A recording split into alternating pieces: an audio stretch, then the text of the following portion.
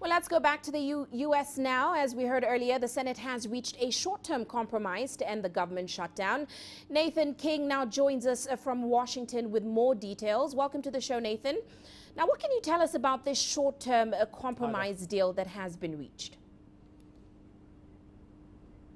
I'm glad you said short-term because it is only until February the 8th. Remember, unlike other democracies, the US, when it comes to budgets, really has these sort of short-term stopgaps because it's politically very difficult to pass a budget. So they have to keep on renewing the funding. And that's what happened this weekend. The funding ran out. They didn't vote for a new stopgap. So the government closed down. We saw thousands of workers being turned away here in Washington on Monday. But they, just a couple of hours later, 2.5 days into this, came up with a deal which will keep the government funded till February the 8th and a promise of some sort of vote on the issue that shut down the government, which was some kind of fix for immigration. Now, as you know, the White House and the Republicans that control both houses of Congress want more border security, want to build that wall between the U.S.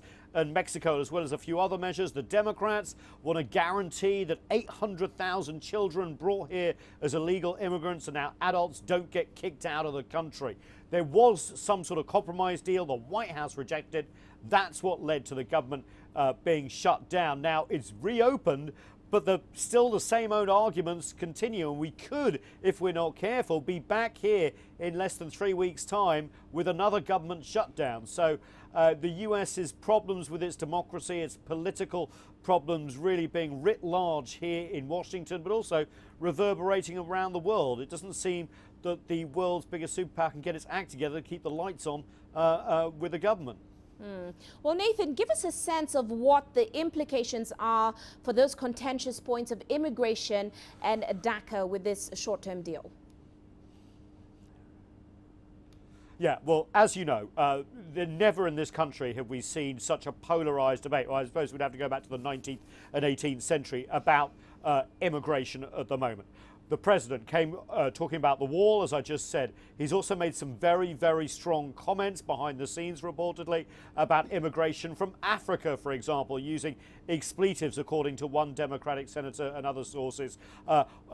Haiti as well. He wants to slow down immigration into this country. He doesn't want a visa lottery program, which encourages diversity. He doesn't want what the Republicans call as chain migration. That is, if one family member comes in, then more and more family members. They want to cut it off as sort of a nuclear family, just mum, dad and kids. And they also want stronger border protection. That's building that wall on the Mexican border. Not necessarily with Mexico paying for it, as they said in the campaign, about $20 billion or so budgeted from here. On the other side, the Democrats want these 800,000 or so kids that were brought here are now adults illegally to give them some sort of protection. One good bit of news about this shutdown is they did pass the children's health care plan that everyone agreed should be passed and renewed as well. So about 9 million kids will get access to health care in the US. But still, this bitter immigration fight continues. And I can tell you the White House is telling us now that there was sort of some compromise worked out before the government shutdown. But if the same compromise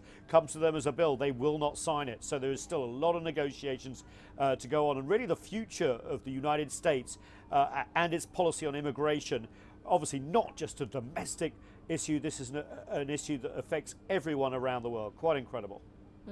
Well, Nathan, let's go back to the shutdown. Give us a sense of what exactly this shutdown was. What does it mean, and what parts of government suffered as a result of this shutdown? Yeah, because government shutdown sounds like everything's not working, right? That there shouldn't be people in the White House and there shouldn't be people in Congress. Well, it's a little bit different than that. Because we've had shutdowns before, a lot of the essential services, be it defense or justice or just keeping money going in the US Treasury, and here at the White House too, are sort of ring-fenced, and people continue working, some being paid, some not. But then there is this list of non-essential employees at every US government agency that basically turned up for work this morning and was said, well, you're not essential, you go home and hopefully you'll be paid when they sort all this out. So you can imagine the sort of indignity of turning up for work saying, you're essential, you're not. And some people having to take their stuff home and just wait for it. Now, it looks like the government's going to be reopened on Tuesday, so essentially people get a day off.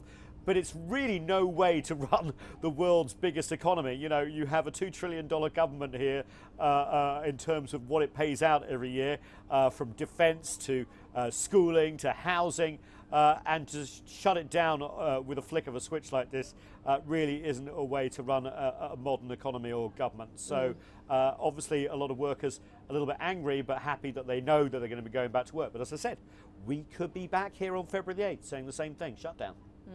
Quite right. Well, many thanks, Nathan, for those insights. Nathan King joining us there in Washington.